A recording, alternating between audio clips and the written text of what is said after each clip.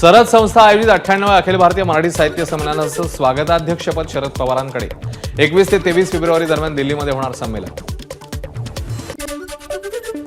समृद्धी महामार्गातील इगतपुरी आमणे शेवटच्या टप्प्याचं 100% काम पूर्ण। टप्पा वाहतूक सेवेत दाखल झाल्यास नागपूर मुंबई प्रवास 8 तासात शक्य होणार। मुंबई बडोदा हा द्रुतगती महामार्ग निर्मितीचा वाद चिघळला। पैसे न देता शासनाकडून जमीन संपादनाचं काम सुरू असल्याचा शेतकऱ्यांचा आरोप। प्रचंड पोलीस बंदोबस्तात महामार्गाचं काम सुरू।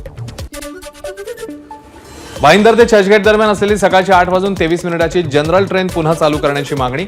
या ट्रेनच्या ऐवजी सुरू करण्यात आली आहे एसी लोकल। मीरा भाईंदरचे जिल्हा प्रमुख राजू भोईर यांचं पश्चिम रेल्वेकडे निवेदन। दीड महिन्यात सिडकोच्या 26,000 घरांसाठी 94,000 अर्ज। मात्र सिडकोने घरांची किमती जाहीर न केल्यानं नोंदणी केलेले ग्राहक संभ्रमात। पुण्याचे जिल्हाधिकारी सुहास दिवसेंचा शासकीय कर्मचाऱ्यांना 1 डिसेंबर पासून हेल्मेट सक्ती करण्याचा निर्णय। मात्र कर्मचाऱ्यांकडून निर्णयाला प्रतिसाद नसल्याचं चित्र। जेजुरीमध्ये खंडोबाच्या चंपाषष्ठी उत्सवाला प्रारंभ। करवीर पीठाचे शंकराचार्य श्री नृसिंह भारती यांच्या हस्ते करण्यात आली खंडोबा आणि म्हाळसादेवीच्या उत्सव मूर्तींची घटस्थापना। बादसा नदी पात्रातील पिसे येथील न्यूमॅटिक गेट सिस्टीम दुरुस्तीचं काम सुरू। त्यामुळे ठाण्यामध्ये 5 दिवस 30% पाणी कपात। त्यामुळे विभागवार 24 तास पाणी पुरवठा बंद ठेवला जाणार। ढगाळ वातावरणामुळे मुंबईत पुढचे 2 ते 3 दिवस किमान तापमानात वाढ होण्याचा अंदाज। या कालावधीत किमान तापमान 22 अंश सेल्सिअसवर जाण्याची शक्यता। परभणी शहरासह जिल्ह्याच्या विविध भागात पावसाची हजेरी। पावसामुळे रबी पिकांचं नुकसान होण्याची शक्यता। त्यामुळे शेतकरी हवालदिल। मुंबई विद्यापीठामध्ये किरणोत्सर्ग संशोधन क्षेत्रामध्ये प्रगतीच्या दिशेने नवं पाऊल। विद्यापीठाच्या जैव भौतिकशास्त्र विभागात असलेल्या गॅमा इरेडिएशनचं उद्घाटन। पूर्व विदर्भातील 75 आदिवासी आश्रमशाळेत ब्रायटर माइंड उपक्रम सुरू। मेंदूच्या 17 प्रकारच्या एक्सरसाइजच्या माध्यमातून आदिवासी विद्यार्थ्यांची एकाग्रता आणि बुद्धिमत्ता वृद्धिंगत करण्यावर भर। मुंबईत मुलुंडमध्ये पुन्हा एकदा हिट अँड रन। ट्रकच्या धडकेत 34 वर्षीय महिला शिक्षिकेचा मृत्यू। धडक देऊन ट्रकचा चालक फरार। अकोला शहरातल्या विजयनगरमध्ये सिलेंडरचा स्फोट। 3 ते 4 घरांचं मोठ्या प्रमाणात नुकसान। दुर्गा चौकातली घटना। सुदैवाने जीवितहानी नाही।